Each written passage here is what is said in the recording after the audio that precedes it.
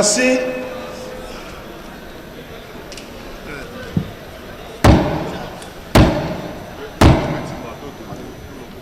La séance est ouverte.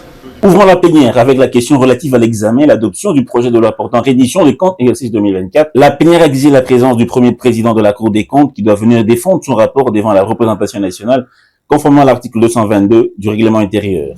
Mais il y a quelque chose que nous devons intérioriser de l'ordre. En vertu de l'article 222 de notre règlement intérieur, l'examen du projet de loi portant reddition des comptes doit être précédé de l'audition du premier président de la Cour des comptes. Ce n'est pas moi qui le dis, c'est dans notre règlement intérieur. Je précise, il s'agit de l'article 222. L'Assemblée basse du Parlement, sous l'égide du président intérimaire Isaac Jean-Claude Tshilombo, a auditionné le gouverneur de la Banque centrale du Congo, André Ouamesso, venu répondre à une question d'actualité formulée par le député national John Efambe sur l'appréciation du franc congolais vis-à-vis des devises étrangères, notamment sa stabilisation et la lutte contre ses fluctuations excessives tant à la hausse qu'à la baisse. Honorable président de l'Assemblée nationale, honorables membres du bureau, honorables députés et chers collègues, monsieur le gouverneur de la Banque centrale du Congo, je m'en vais très rapidement aux questions pertinentes. À titre principal, quel instrument de la politique monétaire de la Banque prévoit-elle de mobiliser pour atteindre cet objectif? À titre subsidiaire, quelles dispositions la Banque centrale du Congo met-elle en place pour veiller à ce que le prix affiché en francs congolais reflète une valeur juste pour les consommateurs et pour éviter les pratiques spéculatives liées au taux de change?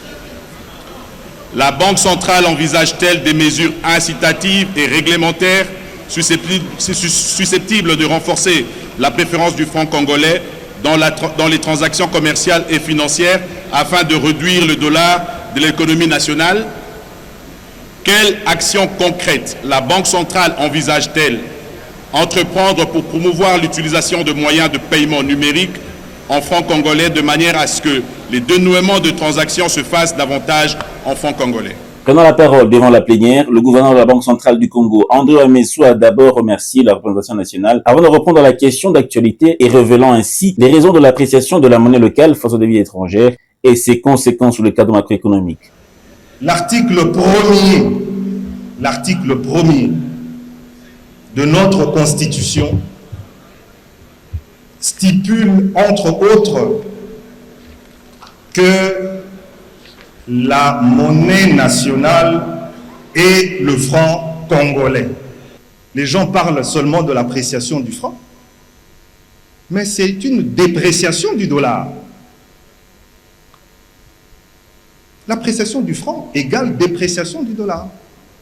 Et comme nous sommes dans un traumatisme lié à l'hyperinflation, on ne veut pas l'accepter tout simplement. On ne veut pas accepter que le roi dollar s'est déprécié. Mais c'est la réalité. Ça s'est déprécié. Donc, quand tu as de dollars, tu vis exactement ce que la majorité de Congolais subissaient à chaque fois qu'il y avait dépréciation du franc. Au sujet de la question d'actualité du député national Simon Moulamba Mpoutou, adressé au vice-premier ministre et ministre de l'économie Daniel Mukoko-Samba, le président intérimaire de l'Assemblée nationale, le professeur Isaac Jean-Claude Tshilombo, a informé la plénière de la correspondance du vice-premier ministre et ministre des Transports et Voies des Communications, Jean-Pierre Bemba, annonçant l'indisponibilité du professeur Mukoko-Samba en mission de service en Chine. Nous avons réceptionné la correspondance du vice-premier ministre, ministre des Transports, Voies de Communication et Désenclavement, nous annonçant l'indisponibilité du vice-premier ministre, ministre de l'économie, qui se retrouve en ce moment précis en Chine. Nous n'aurons donc pas l'occasion de l'entendre sur la question relative à l'éclairage sur la rigidité des prix des biens sur les marchés face à l'appréciation plutôt de la monnaie nationale.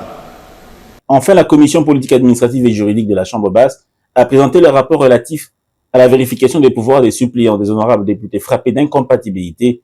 Il s'agit notamment de l'honorable John Banza Lunda, élu de la circonscription électorale de Kalemi dans la province du Tanganyika, nommé au poste de ministre de l'Infrastructure et Travaux publics, et de l'honorable Théodore Kazadi Moïla, élu de la circonscription électorale de Chikapa dans la province du Kasaï, nommé vice-premier ministre, nommé vice-ministre de l'Éducation nationale et de Nouvelle Citoyenneté. Après lecture et vérification des dossiers des députés concernés, la commission politique administrative et juridique a retenu et présenté devant la plénière les noms de Naomi Limbaka Banza, première suppléante de l'honorable John Banza, qui le remplace de droit et conformément au règlement intérieur de l'Assemblée nationale. D'Hippolyte Ngalamouloumé Moïla, premier suppléant de l'honorable Théodore Kazadi Moïla, qui doit le remplacer également de droit et conformément au règlement intérieur de l'Assemblée nationale.